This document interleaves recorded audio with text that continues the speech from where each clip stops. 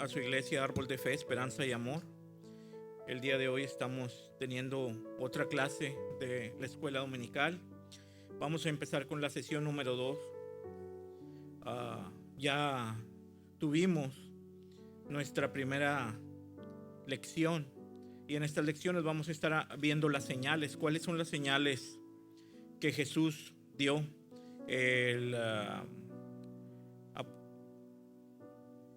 Lo podemos ver en Juan.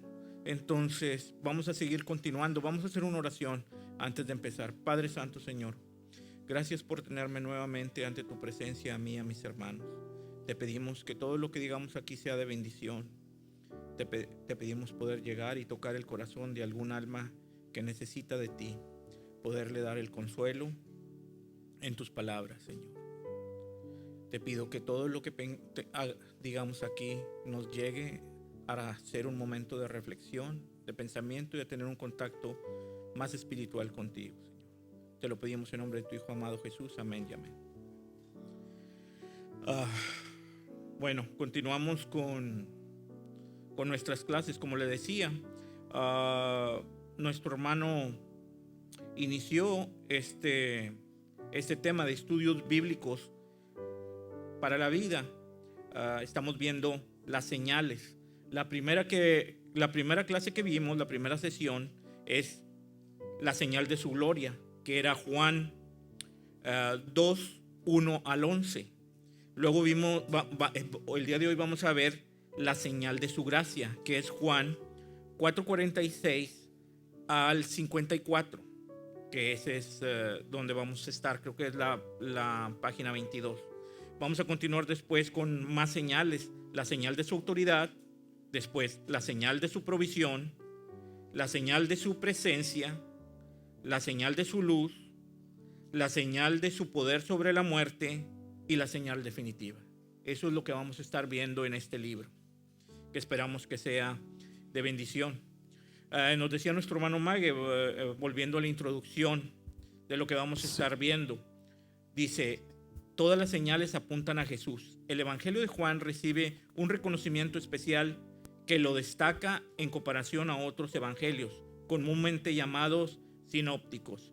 Juan no solo presenta una cantidad importante de material único, sino que describe los hechos en la vida y misterio de Jesús, y además hace un énfasis especial en su divinidad, destacando por medio de ciertas señales que tiene el propósito de que creamos y tengamos una vida eterna en él. Esto lo expresa Juan en 20:31. En todas las señales apuntan a Jesús, que es el libro que estamos estudiando. Exploraremos 8 señales que Jesús realizó, permitiendo profundizar a la persona de Jesús y cómo sus señales revelan su identidad y propósito. Estos pasajes no solo narran milagros extraordinarios, sino que también nos invitan a ver cómo la obra de Jesús impacta directamente en nuestra vida. En un mundo lleno de incertidumbre, desafíos, hacemos bien en recordar que Jesús es nuestra fuente de esperanza y vida. Te invitamos a fortalecer tu fe y a esforzarte de la vida de Jesús y a esforzarte en la vida que Jesús te ofrece por medio de este estudio de señales que encontramos en el Evangelio del discípulo amado. Si recuerdan, así es como se le llamaba a Juan. Y como les digo, la clase pasada, el hermano Mague bien nos llevaba por esas señales, esa primera señal, cómo era ese principio, ese convertir el agua en vino,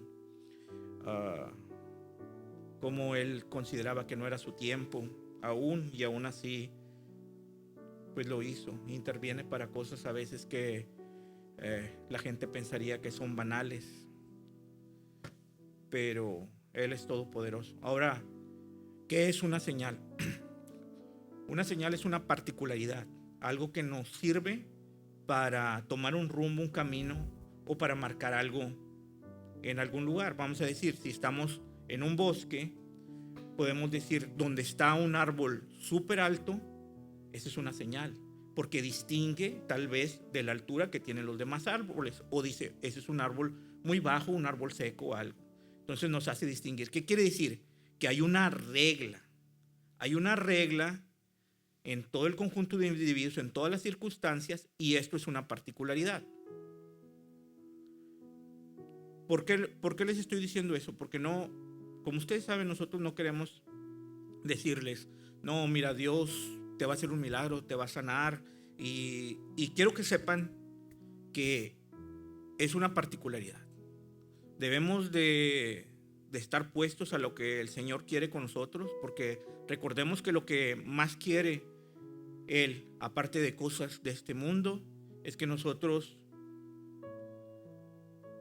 no nos perdamos, que estemos en la eternidad con Él. Ese es el enfoque que nos debemos de decir. Tal vez la muerte sí es algo que nadie lo queremos, pero hay una muerte eterna, que es estar sin Jesucristo, y nosotros no queremos eso. Nosotros creemos en la resurrección, en nuestro cuerpo renovado. Entonces, como les digo, las señales son particularidades.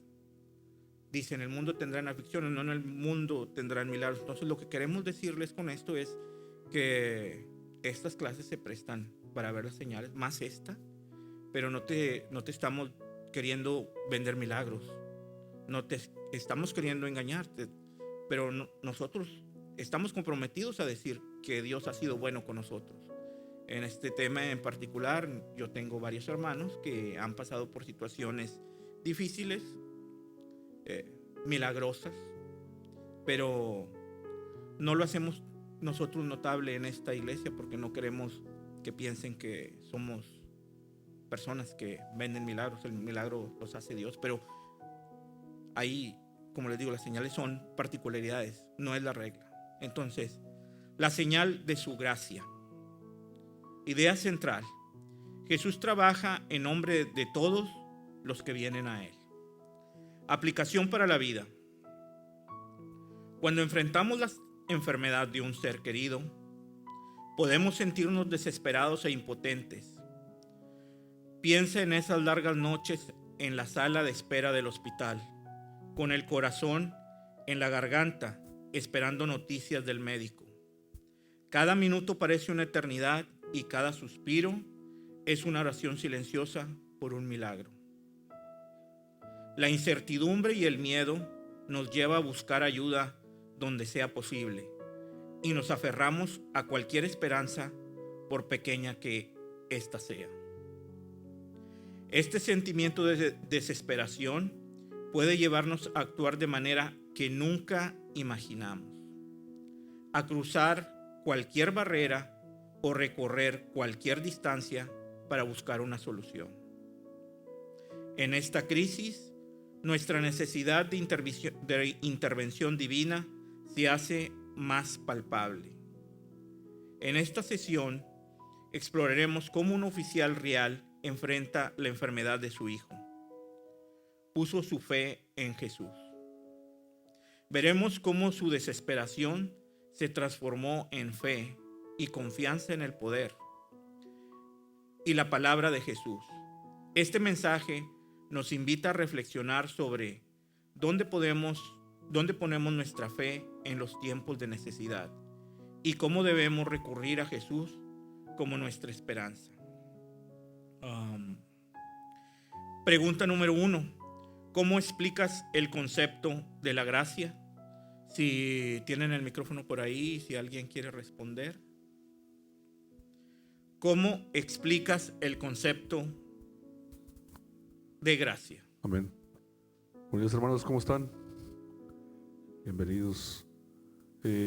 Bueno, es un favor, una bendición, traducido del griego la palabra, algo que no merecemos, pero gracias a la misericordia de Dios obtenemos. Tengo un texto aquí donde viene el concepto de gracia. ¿Se me lo permite, hermano? Sí, claro que sí, hermano. La gracia es un tema constante en la Biblia y culmina en el Nuevo Testamento con la venida de Jesús. Juan 1:17. La palabra traducida como gracia en el Nuevo Testamento proviene de la palabra griega charis, que significa favor, bendición o bondad. Gracias. Muchas gracias. ¿Alguien más? ¿Cómo explicas el concepto de la gracia de Dios? Si me lo permiten, también creo que la hermana tiene una respuesta. Yo tengo una respuesta, le mandé a la hermana y le dije que si me hacía favor de ponerlo, porque sí es interesante como la que el hermano acaba de explicar. Lo estuvimos investigando. Dice, la gracia de Dios es un concepto central en la teología cristiana que se refiere al amor, favor, misericordia inmerecidos de Dios que Dios otorga a la humanidad. No es algo que pueda ganarse o merecerse por obras, sino un regalo gratuito de Dios. Tenemos una explicación de los aspectos diferentes. Número 1, favor inmerecido. La gracia es la bondad de Dios dada a las personas, no porque las merezcan, sino porque Él es amoroso y generoso. Efesios 2:8-9 dice, porque por gracia sois salvos, por medio de la fe, y esto no de vosotros, pues es don de Dios, no por obras, para que nadie se gloríe. También consta la segunda, punto número 2, consta de salvación y perdón. En el cristianismo la gracia se manifiesta principalmente en la obra de Jesús. Dios ofrece salvación y perdón de los pecados a través de Jesucristo, sin que los humanos puedan ganarlo por su propio esfuerzo. Esto debemos de meditarlo mucho, porque a veces pensamos que son por obras. Transformación y fortaleza. No solo es el regalo de la salvación, sino también es el poder de Dios para vivir una vida conforme a su voluntad. En Corintios 2, en 2 de Corintios 12-9, dice, Dios dice a Pablo, bástate mi gracia, porque mi poder es perfección de la debilidad. Este párrafo, 2 de Corintios 2:9, déjenme y se los busco, perdón, si me dan un momento. Vamos en el punto número 3, se los voy a dar el 4, pero déjenme la busco.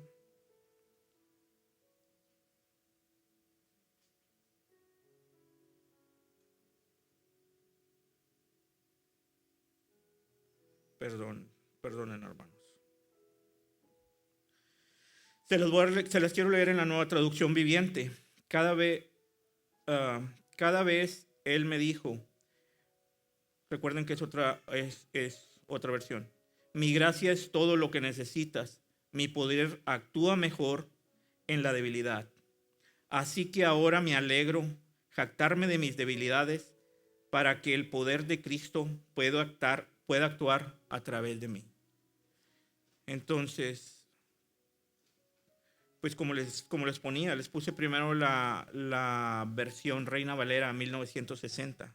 Bástate de mi gracia porque mi poder se perfecciona en la debilidad. O sea, su poder se manifiesta en lo débil que nosotros somos. En esas personas que a veces no nos podemos controlar, en esas personas que no merecemos a veces un milagro, a veces la gracia de Dios no la merecemos. Como les digo, un milagro es una señal, es una particularidad. Y a veces no es una particularidad que mereces. A veces las personas que lo han experimentado dices, ¿por qué eres tan bueno conmigo y con otras personas no? Si ellos ante mis ojos son más buenos, ante mis ojos son más rectos, ante mis ojos son más leales a ti. Y pues esa es la misericordia de Dios. Él no ve las cosas como nosotros las vemos. Punto número 4. Relación con la misericordia. La gracia tiene relación con la misericordia. Mientras que la misericordia significa no recibir el castigo que merecemos, Porque nosotros, por cuanto todos pecaron, están destituidos de la gracia. Esa es la misericordia. Muy, muy bien, quería que esto quedara. La gracia es recibir bendiciones que no merecemos. Todos aquí, pues mis hermanos, creemos en Jesucristo. Creemos que somos salvos por su gracia, por su misericordia, perdón, que no tenemos el castigo por la misericordia de Dios. El castigo que debíamos de tener. Porque cuando todos pecamos, acuérdense que Él es el principio y el fin. Él ya vio que al final de la historia todos pecamos. Y en lugar de decir, ¿sabes qué? Se acaba esto, Él nos dio a su Hijo por su misericordia. Pero la gracia es recibir algo que no merecemos. O sea, ya tenemos la misericordia de Dios, pero por gracia estamos recibiendo bendiciones. O sea, no solo el perdón, bendiciones que no merecemos. Me duele mucho cuando hay personas que dicen, ojalá a mí me pase lo que a cierta persona o me va a pasar lo mismo, y tristemente a veces pues no es así. Pero nuestra mirada no debe estar en los milagros. Nuestra mirada debe estar en vivir una eternidad con Jesús. Si algo me pasara a mí, pues qué triste, ¿verdad? Pero tenemos los ojos puestos en el Señor. Sabemos a dónde vamos. Sabemos que somos pecadores, pero sabemos que por su misericordia Él nos perdona. Y hemos recibido muchas bendiciones por su gracia. En resumen, la gracia de Dios es su amor, favor dado libremente, que salva, transforma y fortalece a quien la recibe con fe. Y esta palabra última es muy importante, fe. Tenemos que tener fe en Él, y es lo que vamos a ver en esta clase. Vamos a irnos, ¿qué dice la Biblia? Juan 4, 46 al 47. Vino pues Jesús otra vez a Caná de Galilea, donde había convertido el agua en vino, y había en Capernaum un oficial del rey, cuyo hijo estaba enfermo. Cuando oyó que Jesús había llegado de Judea a Galilea, vino a él y le rogó que descendiera y sanase a su hijo, que estaba a punto de morir. No sé si alguien puede ayudarme con la siguiente lectura. Amén. Dice, Jesús regresó a Caná de Galilea, donde un oficial del rey, cuyo hijo estaba gravemente enfermo en Capernaum, se acercó a Jesús. A oír que Jesús había llegado a Galilea desde Judea, este hombre recorrió unos 32 kilómetros para pedirle que sanara a su hijo. Este viaje demuestra la desesperación del funcionario. A pesar de su alta posición y de las posibles alternativas médicas a su disposición, reconoció que toda la ciencia y el avance tecnológico tiene un límite. Por otra parte, se esparcía la fama de Jesús como alguien que puede realizar milagros, gracias a la señal de haber transformado el agua en vino. Es probable que esto llegara a oídos del oficial, y sin pensarlo mucho, puso toda su esperanza y lo que vendría a ser fe en el poder sanador de Jesús. El contexto social y cultural de la época revela que los oficiales reales tenían acceso a recursos y médicos, pero es posible que luego de agotar esas posibilidades sin resultado, la gravedad de la enfermedad de su hijo llevara al oficial a buscar a Jesús. Este detalle muestra cómo personas de todas las clases sociales reconocían su poder y autoridad. No solo eso, sino que este oficial gentil resolvió ir a depender de la gracia de un judío, lo que era totalmente impensable. Jesús mostró un amor transversal que no discrimina ni tiene favoritos. A Jesús no le interesaba si el oficial era judío o gentil. Su gracia no tiene barreras.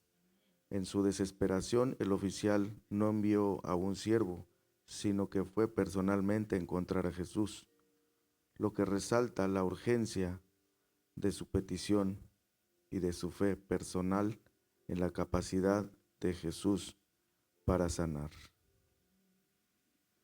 El oficial le rogó a Jesús que fuera a Capernaum y sanara a su hijo. Esta petición es un acto de fe, pero también revela su comprensión limitada de poder de Jesús. Cree que Jesús debe estar presente físicamente para sanar a su hijo. Sin embargo, este encuentro se convirtió en una oportunidad para que Jesús mostrara su soberanía y poder de su palabra, al igual que en otros milagros, como sanar al siervo del centurión. En Mateo 8:5 al 13, Jesús demostró que la ubicación geográfica o incluso el tiempo en el que habita no limita su poder. Este pasaje comienza a preparar al lector para la demostración del poder de la palabra de Jesús, que no requiere su presencia física para obrar milagros, revelando así la magnitud de su soberanía y autoridad divina. Muchas gracias, hermano. Vamos a resaltar aquí, y es lo que debemos de aprender de aquí, es que Jesús no, como lo decía, lo estoy repitiendo algo de lo que él dijo, Jesús no le interesaba si el oficial era judío o gentil. Su gracia no tiene barrera. Las señales y los milagros para él nunca fueron exclusivos de un grupo. No son exclusivos de venir o arrepentirte, o su misericordia algo lo ve, algo lo hace. Es lo que quiero decir, es no nos lo podemos ganar. Eso es lo que les quiero decir. No nos lo podemos ganar. Otra cosa que nos dice, Jesús demostró que la ubicación geográfica o incluso el tiempo en el que habita no limita su poder. Esto es algo que vamos a ver. Él es hoy y siempre. Su palabra sigue vigente. Este relato que estamos viendo muy bien se ha vuelto a repetir montones de ocasiones. Y muy bien, Jesús sigue manteniendo su palabra.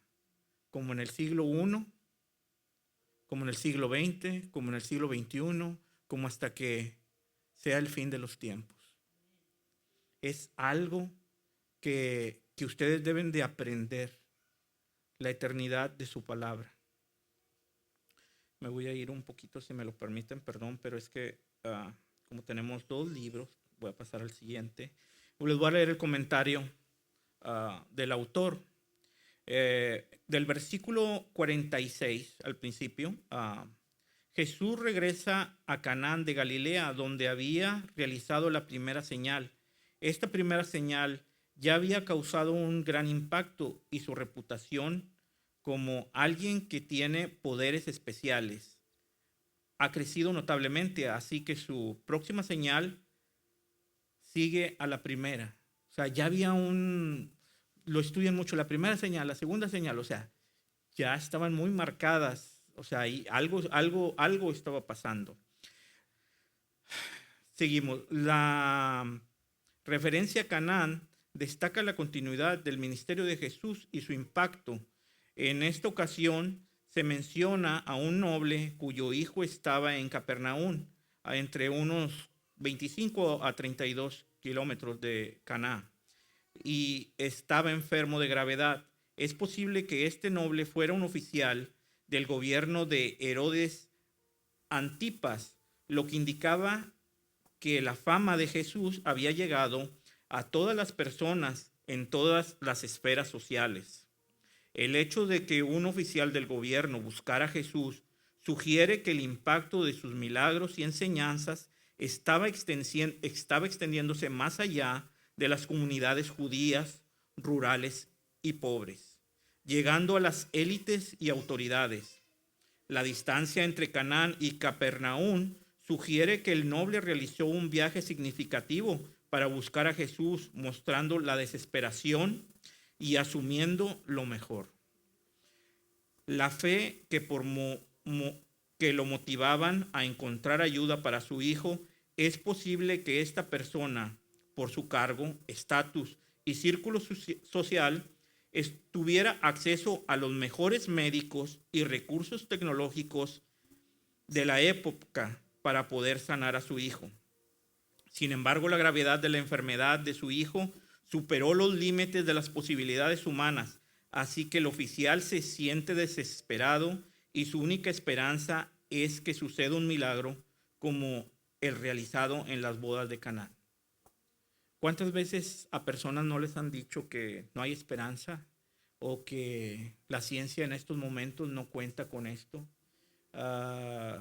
Espero que la verdad, que los que no lo saben nunca lo sepan, pero hay muchas veces que vas al doctor y el doctor no sabe cómo lidiar con algo. Hay montones de enfermedades que aún no tienen cura. Hay montones de padecimientos que no hay ninguna explicación. Puede estar una persona aquí junto a mí y yo me enfermo o él se enferma y no hay ninguna razón. La mente humana busca siempre el porqué. Cuando te pasa siempre hay un porqué, por qué pasó. Es algo que te quita la paz. Te puedes acabar todo tu dinero. Te puedes ir con los mejores doctores, mas sin embargo ya no hay esperanza. Ese era el caso de él. Pasó en el siglo I y aún en este momento sigue pasando. Sigue pasando exactamente igual. Hay momentos en que ya no hay más esperanza más que estar como este oficial y refugiarse e ir a Canaán, pero lamentablemente Jesucristo ahorita no está ahí. Y muchas personas vienen y lo buscan donde sí están. Pero lo que ellos no saben es que Jesús está en su corazón. Jesús no está en un templo, no está en un lugar. Jesús está aquí porque viene con nosotros. Y es nuestra obligación mostrarle que Jesús está en todo momento. Y Jesús está con ellos. Así que sí, ellos lo sienten que vienen aquí por eso, pero es un camino largo el encuentro, como el camino que tuvo él desde Canaán a donde estaba, de Capernaum a Caná. Seguimos. El siguiente versículo, 47. El oficial, al saber que Jesús había llegado a Galilea, fue a su encuentro y le rogó que descendiera y sanara a su hijo, que estaba a punto de morir. El oficial no perdió tiempo pidiéndole credenciales a Jesús, ni le preguntó si podía curarlo, ni le explicó en detalle qué tenía su hijo. Tal vez era la mezcla entre su desesperación y su naciente fe, que lo único que pudo hacer fue rogarle que fuera pronto. La palabra griega usada aquí para describir el ruego del oficial indica un ruego continuo y ferviente, que no dejaría de insistir hasta otorgar su objetivo. ¿Cuánto nos beneficiaríamos los creyentes si oráramos con esta intensidad y fervor? Sin embargo, el oficial tenía un plan que no estaba en la agenda de Jesús. El oficial deseaba que Jesús fuera a donde estaba el hijo, ya que no imaginaba otra manera para que se sanara y estaba por morir. Jesús, como suele hacer, fue a romper los paradigmas del oficial sin negar su petición, pero tampoco sin cumplirla. Vamos a continuar con la pregunta número 2. ¿Qué barreras dificultan el acceso a la gracia de Dios? Si alguien quiere contestar.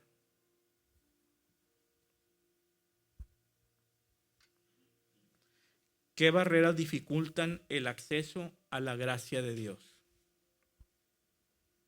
Amén. La falta de conocimiento. Amén.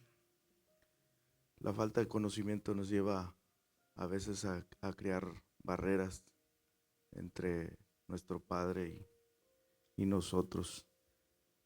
Oseas 4:6 dice: mi pueblo fue destruido porque le faltó conocimiento.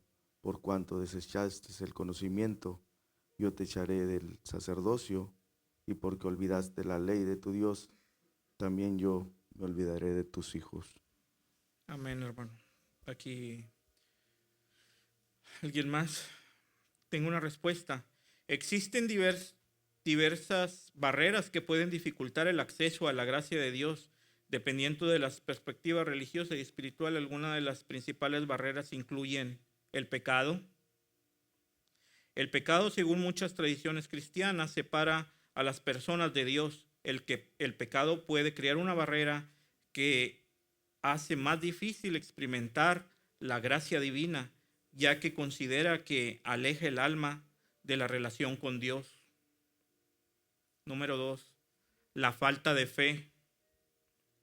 La duda o la falta de fe pueden ser una barrera significativa para recibir la gracia. Según la enseñanza cristiana, la fe es necesaria para aceptar y reconocer la gracia de Dios. Si no tenemos fe, no podemos reconocer la gracia. Va algo junto. El orgullo. El orgullo puede hacer que una persona no reconozca su necesidad de gracia de Dios. El creer que uno mismo puede obtener la salvación sin ayuda divina es una barrera que dificulta el acceso a la gracia. Hay montones de cristianos que hacen todo lo correcto o piensan que hacen todo lo correcto, pero nosotros somos salvos por gracia. Y por más que se esfuerzan, pues no pueden tener su gracia, llegar al cielo, dice. Número 4, el materialismo y las distracciones del mundo. La obsesión con los bienes materiales y las preocupaciones mundanas pueden desviar la atención de lo espiritual, dificultando el acceso a la gracia, al no estar abiertas las personas a la experiencia de Dios. Pues eso nos queda bien claro a todos, cómo las cosas materiales siempre se interponen entre las cosas que queremos hacer para Dios. A veces no venimos a la iglesia, a veces no hacemos cosas porque pues, es mejor tener un bien material. O a veces sacrificamos nuestra vida persiguiendo esa idea de hacer algo aquí y no hacerlo allá. Número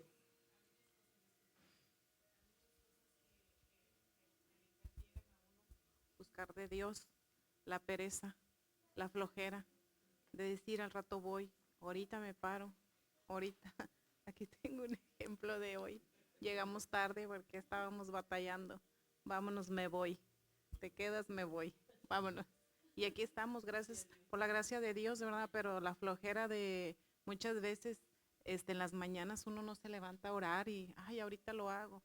En la noche, ahorita lo hago, y se pasa la noche, llega la mañana, y en la mañana está uno arrepentido. Señor, perdóname, anoche no tuve flojera y como quiera aún aquí estamos, ¿verdad? Buscando, siguiendo, buscando y tenemos luchas y pruebas bien difíciles allá afuera con todos los hijos, la gente, el trabajo, la vida cotidiana que uno tiene, ¿verdad?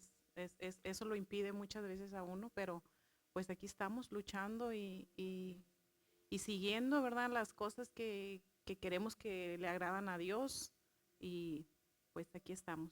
Dios les bendiga.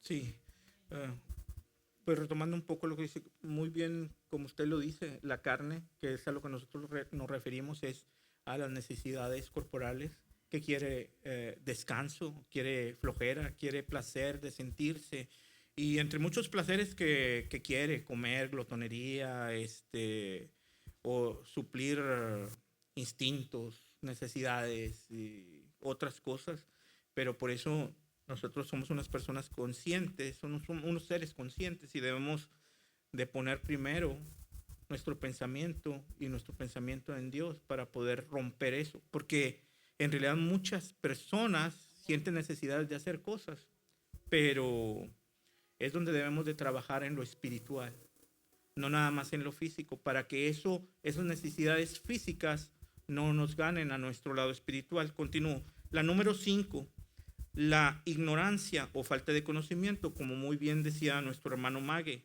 No tener acceso a las enseñanzas religiosas o comprender el concepto de la gracia no comprender el concepto de la gracia puede ser una barrera.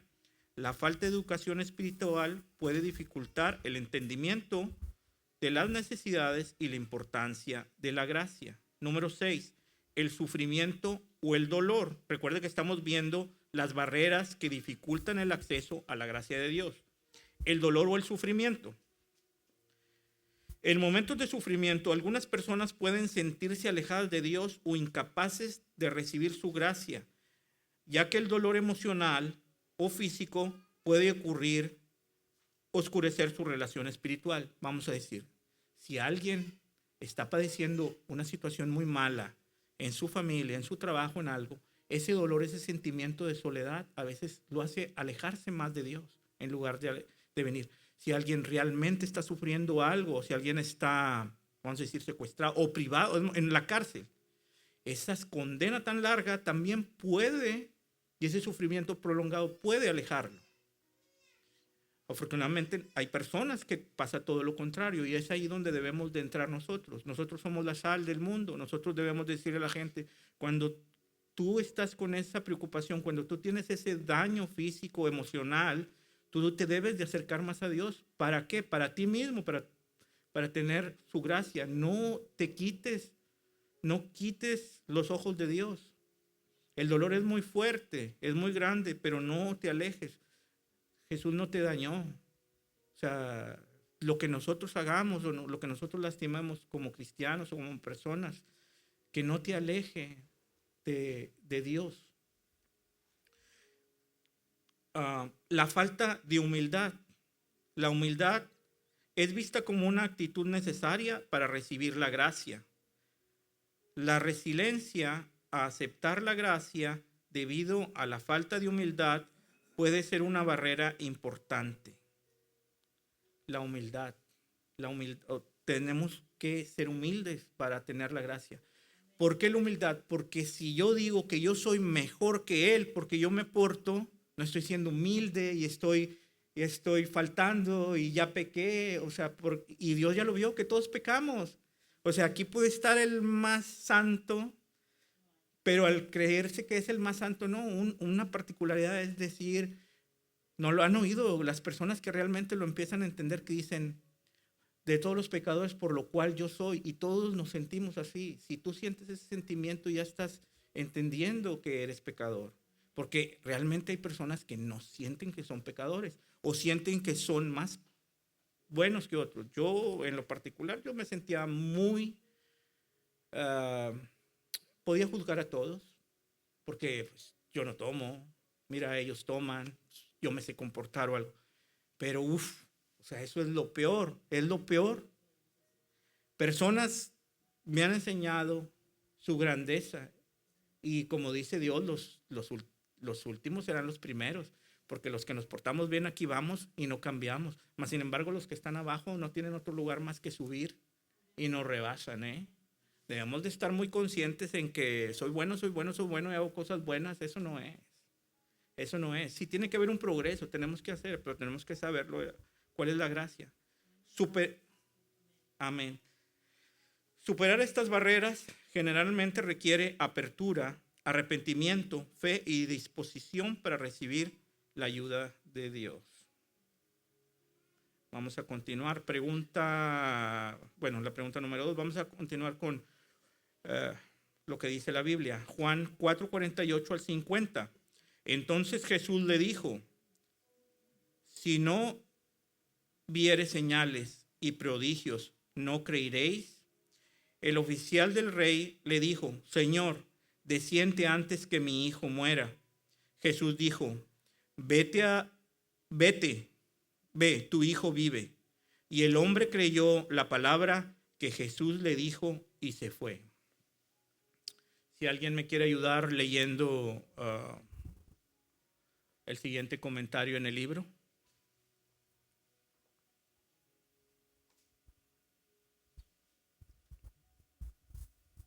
Buenos días, Dios les bendiga. Dice el comentario, la declaración de Jesús resalta una verdad importante sobre la fe. Jesús destaca que muchos buscan milagros como una condición para creer, en lugar de tener fe en su palabra. La respuesta de Jesús puede parecer dura, pero define la necesidad de tener una fe más profunda que no dependa solo de señales visibles. Jesús desea que la gente crea en Él por quien es y no solo por lo que puede hacer. Esta idea la apoya Hebreos 11:1, donde se describe la fe como la certeza de lo que se espera, la convicción de la que no se ve. Sin embargo, el oficial persiste en su petición. Es posible que no estuviera en la mejor posición para siquiera considerar la declaración de Jesús. Este clamor desesperado muestra la urgencia y la intensidad de la situación, a pesar del aparente reproche inicial de Jesús. El oficial muestra una dependencia total en Jesús y una fe sincera en su palabra para la sanidad de su hijo. La referencia de la muerte inminente del hijo enfatiza que la situación superó el límite del poder humano.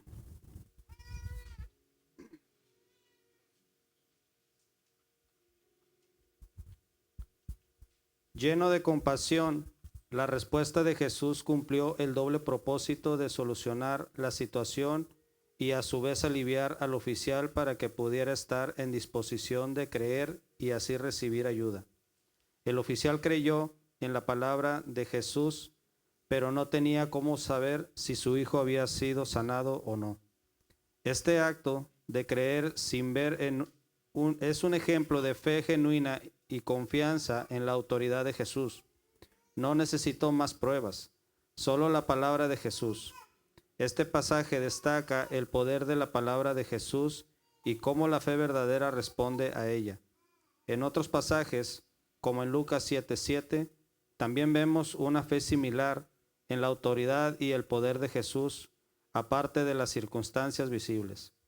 La interacción entre Jesús y el funcionario nos invita a examinar nuestra propia fe y a confiar plenamente en Jesús, sabiendo que su palabra es suficiente y poderosa para obrar en la vida de todos los que se exponen a esta. Jesús está dispuesto a actuar enseguida en cada uno de nuestros corazones. Amén, hermano. Muchas gracias. Siguiente pregunta. ¿Es posible creer en Dios sin creer en su palabra? Les voy a dar una respuesta. Lógicamente todos sabemos que entre el ámbito cristiano pues es imposible creer en Dios sin su respuesta, porque ya estamos, pero más sin embargo la respuesta es sí. ¿Es posible creer en la existencia de Dios sin creer en su palabra? Que su palabra es la Biblia. Pero esto plantea algunas preguntas importantes sobre la naturaleza de esas creencias. Algunas son creencia en un Dios sin seguir la Biblia. Hay personas que creen en un ser supremo o en un Dios creador sin aceptar la Biblia como su revelación. Pueden basar su fe en experiencias personales, la naturaleza o argumentos filosóficos. Algunas religiones creen en Dios, pero no en la Biblia como su palabra definitiva. Por ejemplo, es el Islam, el judaísmo y el ateísmo. Número 2, la perspectiva cristiana. Desde la perspectiva cristiana, creer en Dios sin aceptar su palabra es un enfoque incompleto. La Biblia es vista como el principal revelador de Dios a la humanidad, donde Él se da a conocer y enseña cómo relacionarse con Él. En Romanos 10:17 dice, así que la fe es por el oír y el oír por la palabra de Dios. Jesús mismo dijo en Juan 17:17, santifícalos en tu verdad, tu palabra es la verdad. Número 3. La revelación general versus la revelación especial. La Biblia menciona que Dios se ha revelado de dos maneras. Revelación general a través de la creación y la conciencia humana en Romanos 1:20. Llévense porque si quiero que lo lean, por cuestiones del tiempo no lo vamos a leer, pero Romanos 1:20, apúntenlo. ¿Quién podría criar en Dios sin leer la Biblia, simplemente al observar el mundo? Porque ahí les dice cómo Dios nos dice que no hay excusa, porque vemos su revelación, su creación. Hay gente que cuando Dios venga les va a decir, no puedes decir que no conocías de Dios porque tú ves mi creación. Eso les va a decir en ese pasaje, pero necesitan verlo y estudiarlo, pero me va a tomar un buen tiempo. Y la revelación especial a través de su palabra y de Jesucristo, Hebreos 1:12. Para conocer a Dios más profundamente y entender su voluntad es necesario recurrir a su palabra. Es lo que nos dice Hebreos 1, del 1 al 2. En conclusión, sí se puede creer en Dios sin creer en su palabra, pero desde una perspectiva cristiana conocemos realmente a Dios. Y su propósito quiere aceptar y confiar en la Biblia. De lo contrario, la creencia en Dios puede ser vaga y sin fundamentos sólidos. Hay mucha gente que piensa que cree en Dios, pero en realidad no cree en Dios. Vamos a continuar aquí con el libro. Juan 4:51 al 54. Cuando ya él descendía, sus siervos salieron a recibirle y le dieron nuevas diciendo, tu hijo vive. Entonces él les preguntó a qué horas había comenzado a estar mejor. Y le dijeron, ayer a las 7 le dejó la fiebre. El padre entonces entendió que aquella era la hora en que Jesús había dicho, tu hijo vive, y creyó él con toda su casa. Esta segunda señal hizo Jesús cuando fue de Judea a Galilea. Si alguien me puede ayudar con el comentario.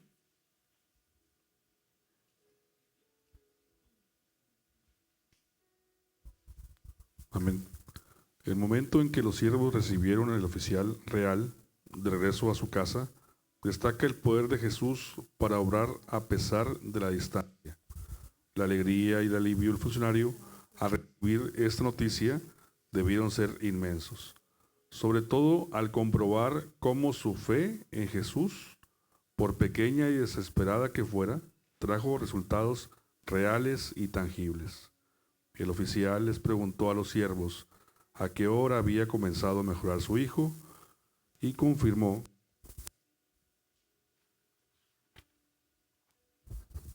que había sido exactamente a la misma hora en que Jesús le dijo, tu hijo vive. El funcionario confirmó que la sanidad de su hijo no fue una coincidencia, sino un milagro, una intervención directa de Jesús. Esta revelación profundizó su fe y confirmó la autoridad divina de Jesús. En Hechos 3:16 vemos que los milagros ocurren por la fe en el nombre de Jesús, mostrando cómo la confianza en su palabra tiene un impacto real y poderoso en nuestras vidas. Este milagro de sanidad comenzó con el hijo del oficial, pero el impacto de este milagro fue más profundo y duradero. La sanidad o despertar espiritual del oficial y todo su hogar. La fe del funcionario, inicialmente basada en la desesperación, se convirtió en una fe firme y contagiosa que afectó a toda su familia. Así es el actuar de Jesús. No se queda donde comienza. Como en muchos otros pasajes en los evangelios, el actuar de Jesús no solo afectaba a los individuos que recibían sus milagros, sino a todos los testigos de su obrar, incluyéndonos a nosotros mismos, que hoy estamos comentando este acontecer. Jesús manifiesta su poder para ser glorificado y así atraer a todos quienes en Él vayan a poner su confianza y esperanza. Este milagro es la segunda señal que Jesús realizó después de regresar de Judea a Galilea. Jesús sigue enseñando que su palabra es suficiente y efectiva, invitándonos a confiar plenamente en su poder y autoridad. Jesús nos muestra que Él es soberano sobre todas las circunstancias de nuestra vida, pero incluso más, nos enseña cómo la fe genuina puede transformar vidas y hogares enteros. Amén. La pregunta número 4, ¿qué elementos forman parte de este milagro? Pues en primera, el poder de la palabra de Jesús trasciende las distancias. Jesús no necesitó estar físicamente en Capernaum para sanar al hijo del oficial. Su palabra tiene el poder inmediato y eficaz, demostrando que su autoridad no está limitada por el espacio. Esto muestra que Dios actúa más allá de las limitaciones humanas y que la fe en su palabra puede operar sin necesidad de evidencia visible en el momento. La fe conecta con lo eterno. El oficial creyó en la palabra de Jesús antes de ver el milagro cumplido. Su fe actuó como un puente entre lo dicho por Jesús y la realidad futura. Este principio es atemporal. Atemporal quiere decir que no tiene tiempo. Hoy en día, los creyentes siguen confiando en la promesa de Dios sin necesidad de ver resultados inmediatos. El impacto del milagro trasciende el tiempo. La sanidad del hijo no solo benefició esa familia en ese momento, sino que llevó a toda la casa del oficial a la fe en Jesús. Siglos después, este relato sigue inspirando a personas a confiar en el poder de Dios, lo que demuestra que un milagro puede tener efectos que se extienden más allá de su momento original. Número 4. Jesús, el Verbo eterno, sigue operando. En Juan 1:1, Jesús es llamado el Verbo, la palabra, lo que significa que su palabra sigue teniendo poder hoy como lo tuvo en ese milagro. En Hebreos 3:8 dice, Jesús es el mismo ayer, hoy y por los siglos. Esto implica que su autoridad y poder trasciende con el tiempo y sigue transformando vidas en el presente. En conclusión, la convergencia de los elementos muestran que la obra de Dios no está limitada por el tiempo ni la distancia. La fe permite que las promesas de Dios se hagan realidad en cualquier momento y lugar, mostrando su poder. Sigue vigente hoy como lo estuvo en el milagro en Caná. Pregunta número 4. ¿Cómo los elementos anteriores pueden converger a distancia o atemporalmente? Pues como lo decíamos, su palabra sigue vigente. Este relato muy bien puede ser cualquier historia de mis hermanos aquí. Ponlo en práctica.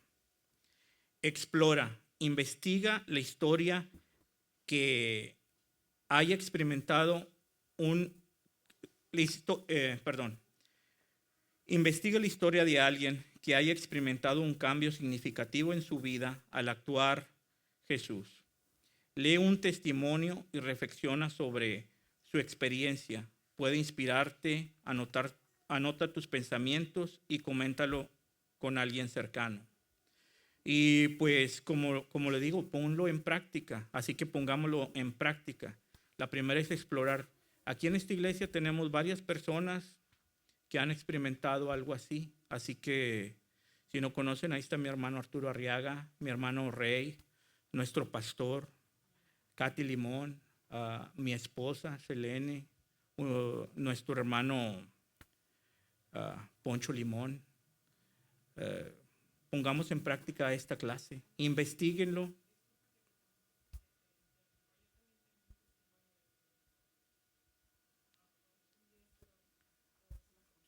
Claro que sí, hermana, sí. Ojalá, y es un momento para investigar. Investiguen, hablen con gente. Aquí mismo los puedes encontrar. Ellos les van a dar un testimonio. Punto número 2, ora. Eso es muy importante. Dedica tiempo cada día de esta semana a orar específicamente por una necesidad en tu vida o la vida de alguien más. Pide a Jesús que obre en esa situación y confía en su poder y bondad. Mantén un registro de tus oraciones y observa cómo Dios responde. Esto es bien importante. La oración, siempre lo hemos dicho. Yo recuerdo cuando orábamos por nuestro hermano Arturo, por nuestro hermano Rey. Me imagino que en la familia del señor Limón, cuando oraban por Poncho. ¿Recuerdan ustedes aquí cuando orábamos por Katy? Les puedo decir cuando orábamos. Es muy importante, pero ¿saben qué? Fallamos mucho en que no anotamos. Yo lo he hecho. Yo creo mucho en la oración. Bastante. Ustedes se van a asustar de lo... No podemos decir esto porque es un Dios real, pero lo tomamos nosotros como hasta sobrenatural. O sea, cómo Dios contesta absolutamente todo. Pero los tiempos de nosotros no son los tiempos de Dios. Si tú lo anotas, vas a ver que Dios siempre responde. Punto número 3. Apoya. Identifica a alguien en tu comunidad o iglesia que esté pasando por una dificultad. Ofrece tu apoyo de manera tangible, ya sea mediante oración, palabras de ánimo o acciones prácticas. Asegúrate de recordarle que Jesús obra para el bien de todos los que vienen a Él. Y cuéntale cómo esta verdad es en tu propia vida. Pues muchas gracias, hermanos. Vamos a cerrar con una oración. Espero que se lleven esto. Si tienen tiempo, vuelvan a ver el live. Investiguen los versículos que les di y comenten con nuestros hermanos en Cristo. Como bien les dije al principio, para los que no estaban, nosotros que estamos tocando este tema porque es parte de nuestro estudio. Nosotros no queremos decirle Dios te va a sanar. Dijimos, son señales, y una señal es una particularidad en un montón de una comunidad. No quiere decir que es la regla. Así que seamos gratos con Dios. Vamos a cerrar nuestros ojos. Padre Santo, Señor, muchas gracias por estar nuevamente ante tu presencia. Te agradecemos.